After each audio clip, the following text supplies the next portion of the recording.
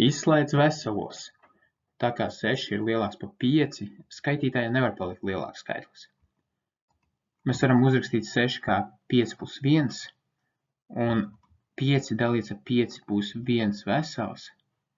Tad mēs uzrakstam atbildē 1 vesels un 1 piektā.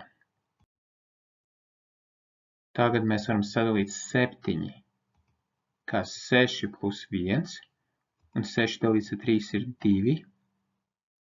Tātad tas ir 2 veseli un 1 trešā. Vēl patrenējamies.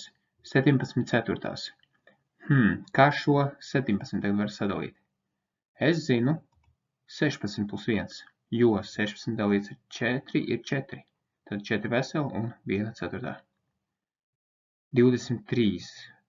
Meklējam skaitli, kurš dalīsies ar 5. Tas ir 20. 20 dalīts ar 5 ir 4. Tad 4 veseli un 3 piektās. Un tagad saskaitīsim un izslēgsim veselos.